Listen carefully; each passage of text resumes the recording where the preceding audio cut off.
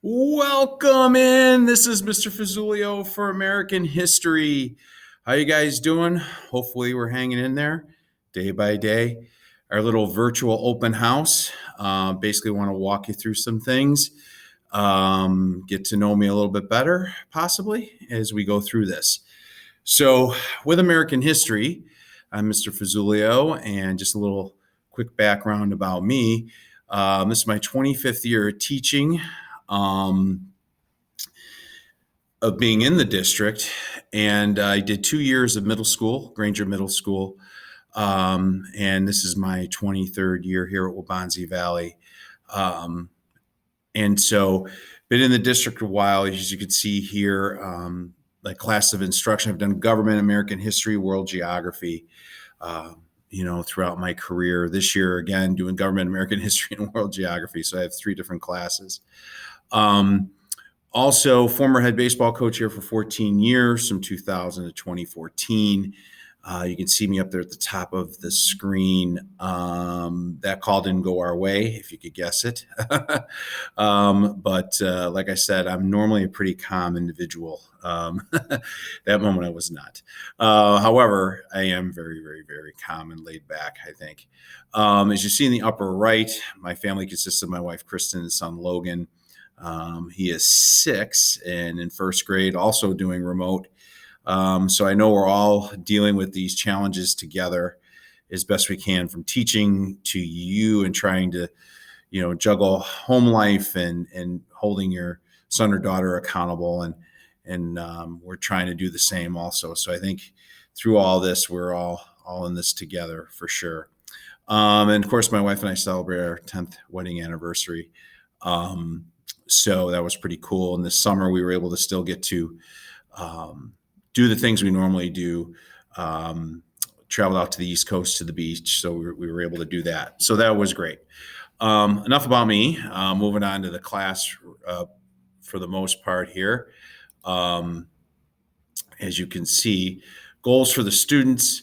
Really, I'm not going to read through each one of these, but I think the biggest goal for me is, as I have taught over the years, is trying to give your son or daughter the idea of how do we connect our history to now, and how does it impact us now? And as we know, we're seeing a lot of things out there now currently coming up with an election year, and a lot of things due to, what is democracy? What's our form of government, a republic? How does democracy play in that? So my goal is that I've always been passionate about, okay, this happened in our past. How does it connect to today? So to me, it's mostly the connection. So they should be able to make up their own minds and basically say, okay, I understand this issue. I sort of know why this is going on because of what happened in our past. So that's sort of my goal for them to understand as they walk out of here after completing this class, which is a requirement for graduation. So that's where I really want to get them acclimated to, and understanding our governmental system and how it works, and how that has changed and evolved over time. And so that's sort of the goal there.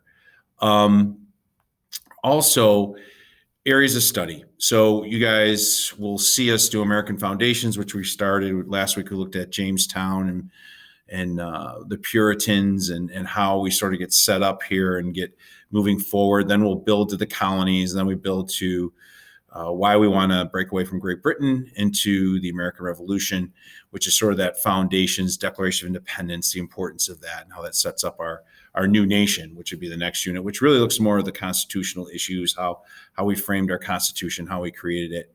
And then from transforms, it's sort of how we expand and start to go west. And then American conflict is mostly like Civil War, Reconstruction era. And then we look at industrial America, how cities grow, a city like Chicago. I love to focus on Chicago. And then imperialism, World War I, to sort of finish the semester out.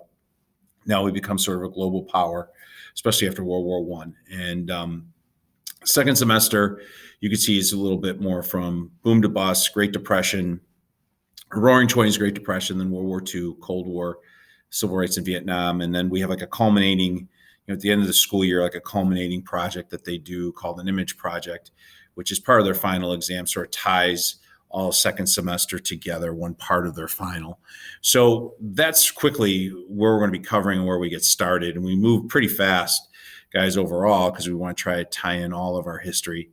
The other thing with expectations and stuff that you could see, classwork, if they're on it, good for them.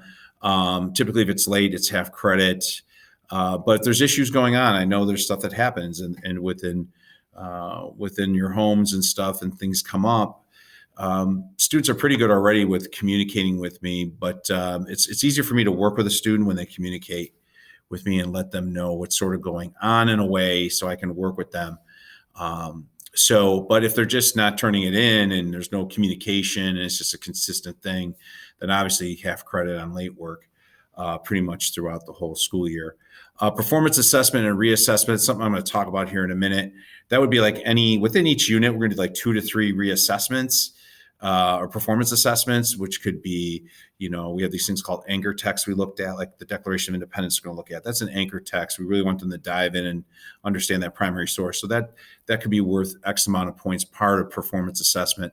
Another one could be some type of presentation or project or slide presentation, or we're still trying to do some what they call them Socratic seminars or deliberations. We're still trying to do some inquiry stuff and tie that in together. So within each unit we do, there's probably going to be maybe 2 or 3 assessments, which are going to be a huge chunk of their grade, as you'll see here in a minute. And if they don't do well on those, it can always come back and sort of redo them to try and improve a letter grade or so with discussion and so on and so forth. Especially like any summative unit test, if we're not doing a traditional multiple choice type of test, we're going to do some other type of summative for that.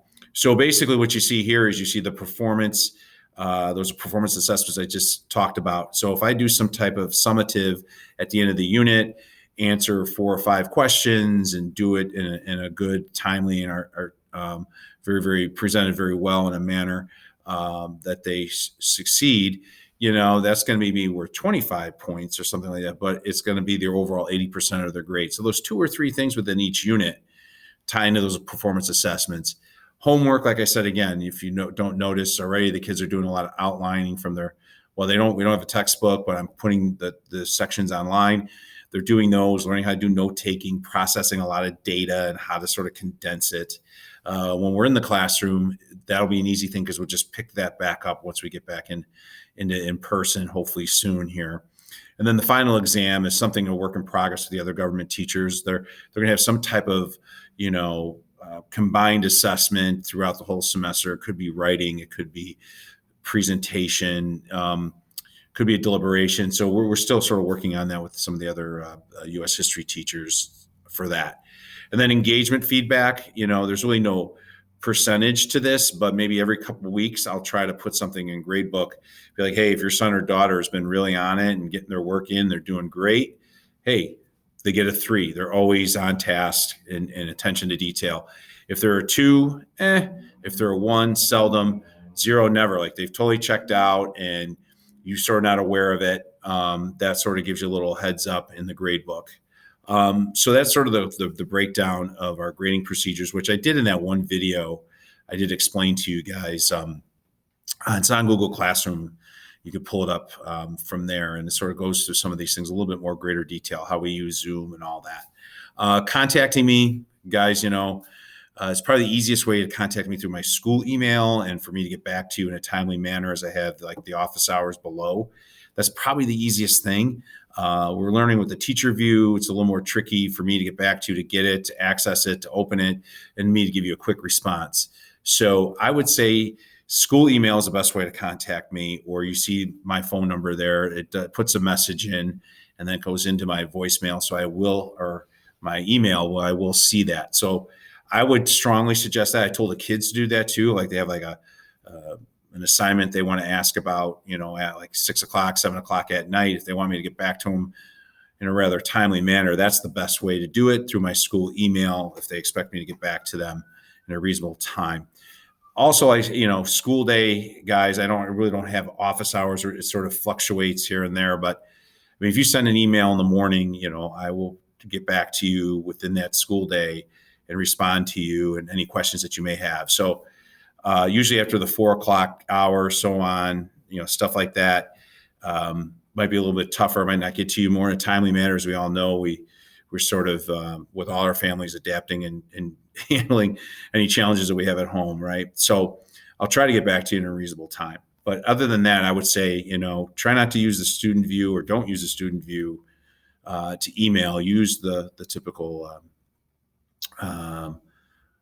email contact information you see at the top. Other than that, guys, I try to cover as quickly as I can. Thank you for watching. Trying to do our best. We seem to be off to a decent start here, and so hopefully we get back in person quicker than we think. That's the goal, right? And we can be back in person. So hopefully you guys are all hanging in there, and thank you for watching this video.